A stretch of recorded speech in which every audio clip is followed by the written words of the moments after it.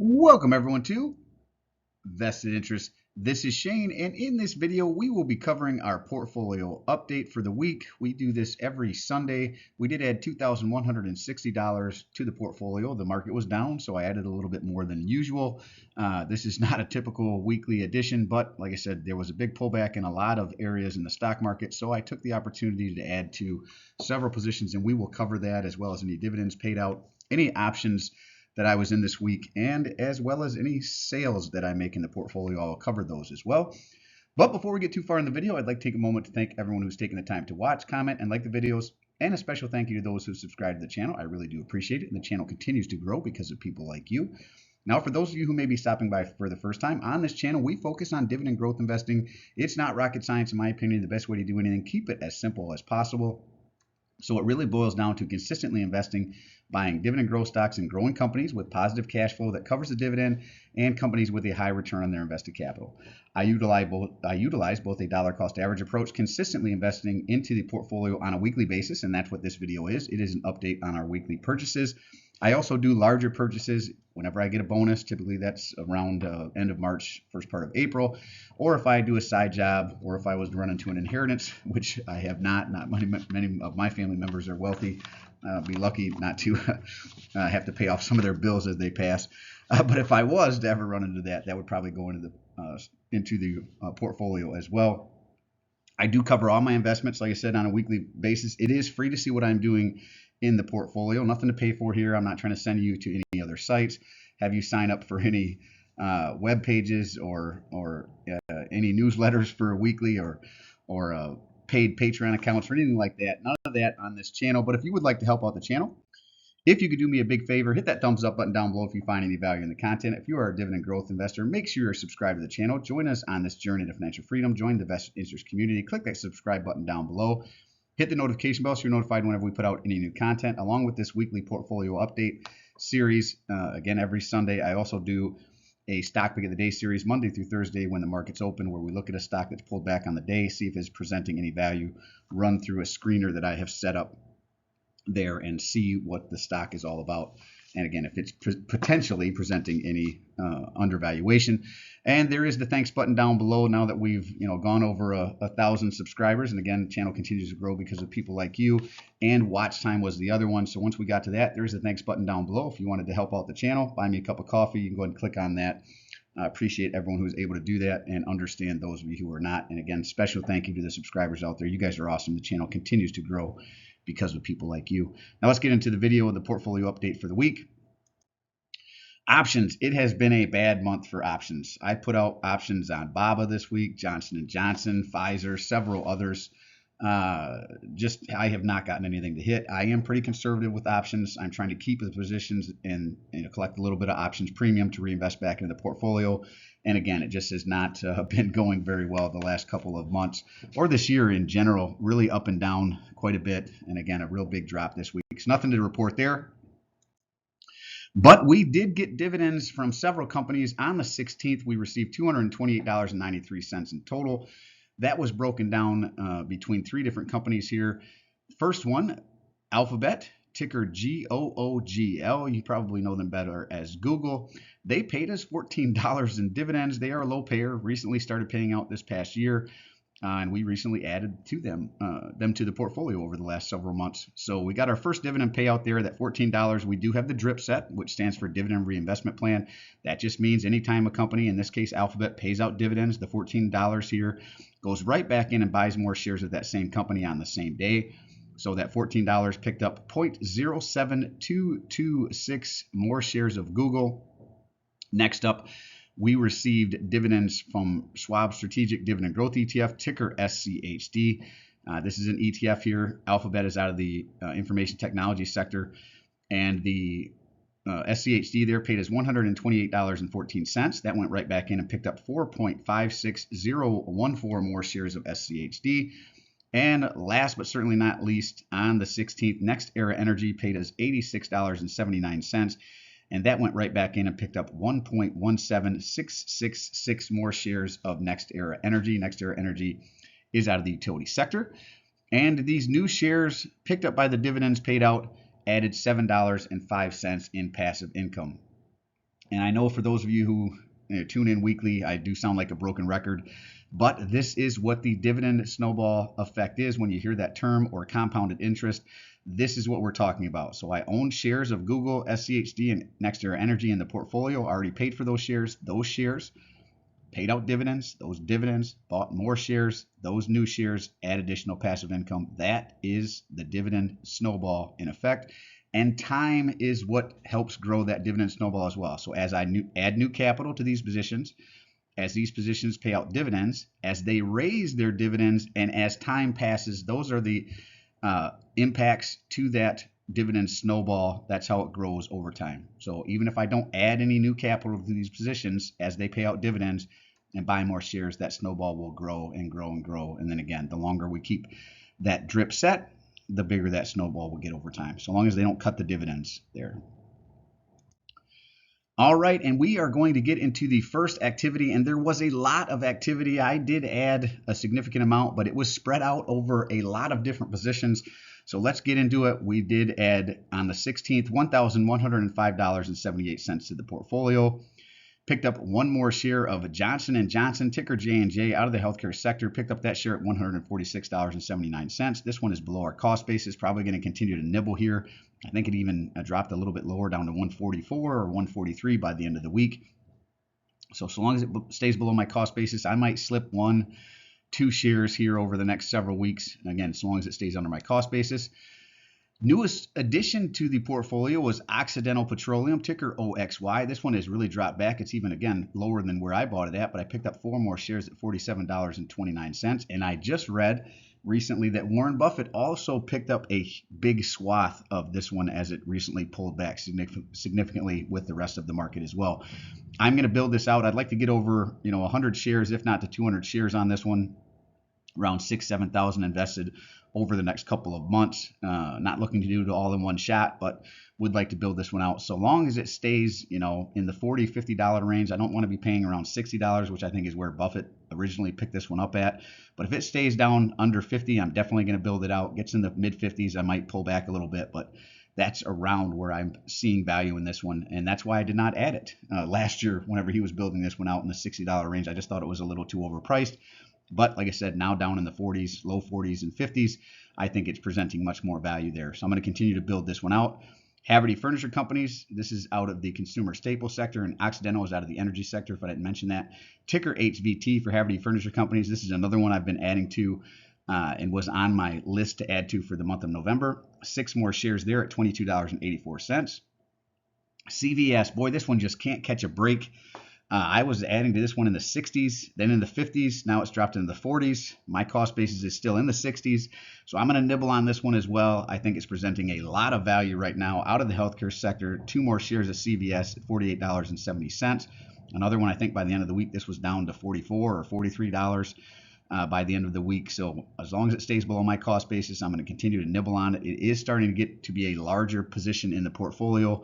I don't want to get it too large, but I would like to bring down my cost basis on this one. I, again, think it's presenting a lot of undervaluation right now, partly because of the uncertainty around what's going on with the new administration coming in. They seem to not be as friendly with the healthcare sector, and I think that's more around the pharmaceutical companies, which CVS does sell, but they also have an insurance arm, and insurance is being hit right now pretty heavily as well. United Healthcare, Aetna, several others, as well as the branch that CVS has really been hit. Blue Cross Blue Shield, which is actually where I work, all are being hit by some of the insurance issues that are going on right now. 3 more shares to our Comcast Corporation position, another one that's pulled back below my cost basis, ticker CMCSA, out of the communications sector there. Those 3 shares were picked up at $39.71 per share. Realty Income back down into the low 50s, another one that I want to nibble on. I think this one even ended up below the $55.36 that I purchased it at. I think $51 or $52 per share by the end of the week. So there was a little bit of a rebound on Friday, but a lot of these companies, again, still continued to pull back. 2 more shares to our Realty Income ticker O position here. LyondellBasell, another one that's pulled back below my cost basis. Very high dividend yield on this one. 2 more shares to our LYB position. This is out of the Material sector, Realty Income is a REIT out of the real estate sector, if I didn't mention that. And last but certainly not least, at least on the 16th, we added 2 more shares to our Lam Research Corporation position, ticker LRCX, out of the information technology sector. Picked up those 2 shares at $76.89. Again, still under my cost basis. I think this one was down in the low 70s by the end of the week as well. Going to continue to add there also. A lot of positions are really pulled back right now, touching or right up against their 52-week lows. So I'm going to try to build out existing positions, bring down my cost basis, especially for those below my cost basis. But even some that are slightly above my cost basis are right up against their 52-week lows. We'll see some of those here in a minute. Passive income added by this $1,105.78. And the new shares that picked up $44.09.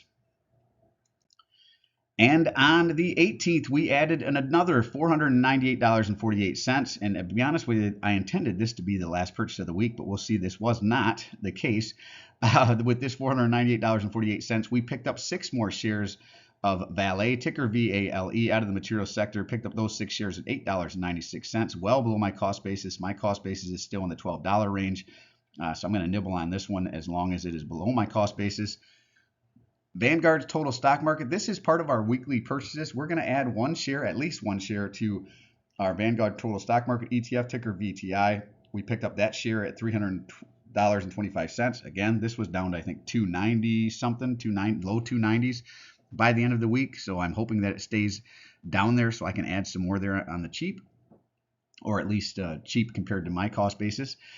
2 more shares to our Kraft Heinz position. This is an ETF, I didn't mention that. Kraft Heinz Company, ticker KHC, as out of the consumer staple sector. Picked up those 2 shares at $30.53. Again, another one below my cost basis. Kraft Heinz has not been raising its dividend, so this being below my cost basis is a way for me to increase that dividend yield there, even though they are not increasing their dividend. And the other one, Schwab Strategic Dividend Growth ETF here, ticker SCHD. This is another one that's part of our weekly buys. 3 more shares there. So we're going to add 1 share of VTI, 3 shares of SCHD at least on a weekly basis for the foreseeable future, and picked up those 3 shares at $27.82. I think this one touched 26 there for a little while throughout the week. Then by the end of the week, I think it was back to 27 and some change. So I'm hoping that I can get it in 27 or cheaper there right now, because that is below my cost basis as well. The $498.48 added in the new shares that picked up added $15.81 in passive income. And we weren't done. We went back in on Friday on the 20th and added an additional $556.37. Again, I just couldn't help myself with everything being pulled back. I wanted to add a little bit more to a couple other positions. 1 more share to our Havity Furniture Companies, ticker HVT, again out of the consumer discretionary sector.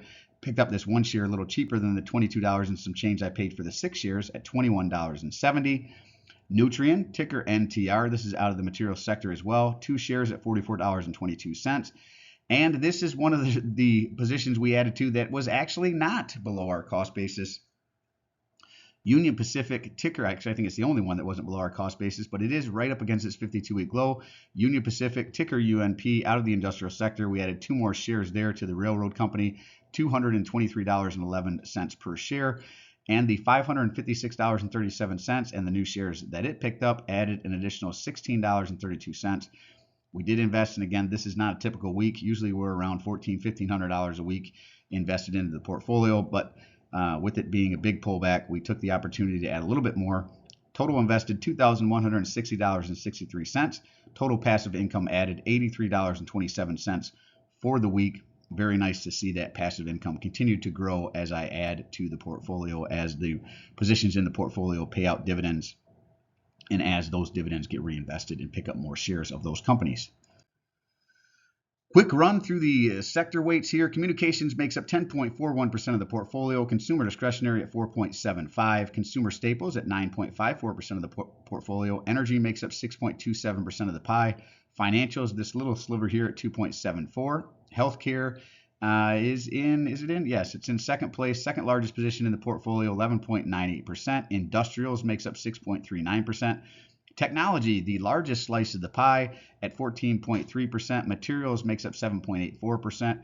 Utilities is sitting at 8.23% of the portfolio. And utilities, to be honest with you, American Water Works has pulled back recently, real close to my cost basis. I may be nibbling on that one a little bit. NextEra Energy has pulled back as well, but I'm pretty comfortable with that position where it sits, and it's well above my cost basis, so I'm not looking to really add there. But American Waterworks is one that I think I may add a little bit to, especially if it continues to drop and gets below my cost basis. But it's close enough right now. I may nibble a little bit there. And REITs and real estate makes up 8.24% of the portfolio.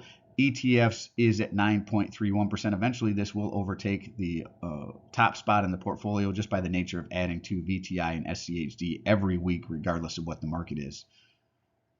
Over here on the right, you can see the same sector weight percentage breakdowns that match up to the pie, as well as the dollar amount allocated. And here it is, and I think it's important to show my portfolio every week so you can see what I'm doing in my portfolio, what I'm buying, what I'm selling, not just talking about it, but what I'm actually doing. And you can see the ups and downs associated with building out a real portfolio over time.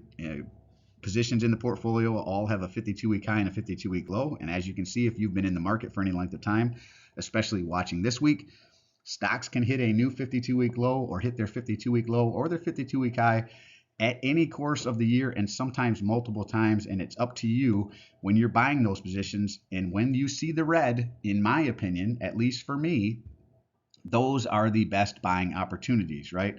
If I thought Comcast was a good buy at $40.85 per share, why wouldn't I buy more at $38.24? And the same throughout all these positions here, right? And that goes the same for positions that are above my cost basis, right? Union Pacific I added to. My cost basis right now, actually before I added those two shares, it was below 200. Now it's at $200.88, which is still well below their 15% of their 52-week low at $251.33. And now at 226, again, another one I'd like to bring this position up, even though it is slightly above my cost basis. So you can see that I don't just add to the positions when they're in the red. I add to positions whenever I feel like they're presenting value, but positions fluctuate up and down throughout the year for a number of reasons, right? It just happens. And I think it's important for those of you out there, maybe who are newer investors, or maybe who are, maybe on the fence about whether or not you should be investing, to understand that there is going to be volatility, but you can use that volatility to your benefit. So CVS right now, again, 32% down, but I'm still nibbling on it, right? 65.64 is my cost basis. $44.33 currently is where it's at. Probably a much better entry point right now than it was whenever I was buying it back here. But why wouldn't I continue to add to it and bring down my cost basis, even though, like I said, it is starting to get to be a larger position in my portfolio with $15,619 into it. I think it is. Yeah, Johnson & Johnson is the largest, but it's getting up there. So that gives you an idea of why my healthcare sector is one of the largest positions as well, right? But anyways, let's run through this. Ticker here in this column, all the positions in the portfolio, total shares I have in this column, current price, and all of the prices or updates will be as of the close of business on Friday. Current price of each position here, market value here, average cost per share. That's my average cost per share. It does include reinvested dividends. So don't think this is just money out of my pocket. It does include reinvested dividends. Same for the purchase price, what I have into each position, but does include reinvested dividends. Total return, whether I'm up or down in this column, and I'm going to show you whether I'm up or down, right? I want you to understand that it's okay. Sometimes you may lose money. You're only really losing money or gaining money, right, if you sell the positions, right? So even though I'm down $5,000 on CVS, that really means nothing unless I sell CVS and lock in this loss, right? Same thing with any of these positions in the red. Valet, I'm adding that to that position, right? It looks like I'm down $2,009.19. But that really doesn't mean anything unless I sell the position out of Valet and lock in that loss, right? In a year, this could be back up above $12 and I'm back in the green. That's just how stocks work. And if you can't deal with those type of fluctuations, maybe ETFs are a better idea for you. But even ETFs, let's look at SCHD. Right now, my cost basis is $27.70. It's below my cost basis. So even ETFs like SCHD, VTI, it's down, not below my cost basis, but down significantly from where it was last week. 293.28 ended the week, right? My cost basis is 267, but last week I was up like 13 or 14%. So you can see that's down about 3 to 4%. Almost 5% from where it was last week. So even ETFs will drop over time, but typically less volatile, depending on the ETF, than individual stocks. And that's really depending on the stock as well. All right, let's keep going here. Sector that each company falls in, whether they're a quarterly, monthly, semi-annual payer, current dividend yield, my yield on cost, which these are getting closer and closer with the pullback, right? Usually this should be significantly higher than where it currently is, but right now, with all these pullbacks, it's getting closer and closer. Not as big of a delta there between the two. Portfolio weighting. So what we saw on the previous slide was each individual weighting. This is each, or I'm sorry, what we saw on the previous slide was each sector's weighting. This is each individual's weighting, positions weighting. And I do have a rule in the portfolio. I do not want any one position to be more than 10% of the portfolio. I do not want any one sector outside of ETFs. They may be the one exception, or will be the one exception. I don't want any one position, whether that's a individual ETF or well, like I said, ETFs will be the position. So I don't want any individual stock positions to be more than 20% or 10% of the portfolio. I don't want any sector to be more than 20% of the portfolio. Hopefully I explained that right. Let me back up and repeat that one more time. I have a rule in the portfolio. I do not want any one position, except for ETFs, to be more than 10% of the portfolio. I do not want any one sector to be more than 20 to 25% of the portfolio. Estimated annual income in this column, and payout months here, dividend growth year over year here, and this will adjust as they pay out their dividends. You can see here I'm starting to highlight some of the positions again that are impacting. They've already raised their dividend, which will impact next year, 2025's dividend. Pfizer, Enbridge, Vale said that they paid out a dividend in early December. I'm not seeing that, but we'll see. Payout months, dividend growth year over year here, 15% of a 52-week low. I think we touch on this every week, but let me touch on it here. Again, I like to pick up positions whenever they are within 15% of a 52-week low. I also like to add to them whenever they are below my cost basis or within 15% of a 52-week low as well. So again, the ones in the red, obviously I would be willing to add to those, but Union Pacific, like we touched on, even though it is above my cost basis at 226, it is well under where it sits at 15% of a 52-week low. Actually, it's right up against its 52-week low currently. So that's how I use that 15% of 52-week low. It's a high watermark. I'd like to keep my cost basis, right, my average cost per share, under 15% of any 52-week low. And this will change as well as a 52-week low adjusts, right? If a company sets a new 52-week low, I'll have to go in and bring it down. If a company, sets a higher 52-week low from the previous year, I'll adjust it up as well.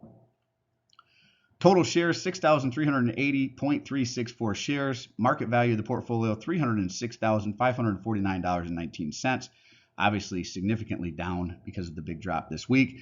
Purchase price, so I have $295,812.44. Keep in mind, this is not all money out of my pocket. Some of this is reinvested dividends. Total return, I am still up, $10,736.75. But really, does that mean anything, right? I would have to sell all these positions to get that gain. I don't want to sell out of my entire portfolio. So does this really mean anything, total return? I know everyone talks about total return. I don't know that it's as important as everyone says it is. Unless you're selling out of your portfolio, total return means absolutely squat. Percent return, whether I'm up or down, it is nice to see up, but that I'm up. But the same thing, this fluctuates as the market fluctuates. I still am up 3.63%. But again, does this really matter? Unless I'm selling out of the portfolio, does it? Current yield, 4.017%. My yield on cost still slightly above the current yield at 4.162%. Portfolio weighting, that just accounts for 100% of the portfolio. And this, the reason it is circled in red, this is what I focus on. The dividends, the annual dividends received, I get them monthly, quarterly, depending on the position. But overall, the annual dividends received from all the different positions in the portfolio, and this continues to go up as I add new capital, as the positions in the portfolio pay out their dividends and buy more shares, as they raise their dividend, and it continues to go up, or most weeks continues to go up, whether the market's up, whether the market's down, or whether the market's floating sideways. Currently sits at $12,312.64, and dividend growth year over year right now is at 6.82% average over the portfolio. Now, I will say I do not have this weighted. This is just strictly an average. Obviously, some positions are larger than others, so it really should be weighted, right? So this 21.4%, it's 3% of the portfolio. It would not have as big as an impact as something like Up here, AWK, American Waterworks, which is 4.26% of the portfolio. Just a larger position, so really this 8% would have more of an impact, but I don't have the math worked out to where these are weighted. So it's just strictly an average. Well, that is really it for the portfolio update here. Let me know what you have been buying. Big drop in the market. Are there some sectors that you're focused on or individual positions that you're focused on that you are seeing pullbacks that you're trying to build out right now while they're cheaper than they were last week? Are there new positions that maybe have, because of the pullback, have pulled into your buy range? Let me know if you've added anything to your portfolio, what you're focused on, what you're adding to, or were you part of the reason for the downturn, and maybe you were selling out of some positions that you got shook out of, either because you didn't like the company's fundamentals changed, or maybe you were taking some profits.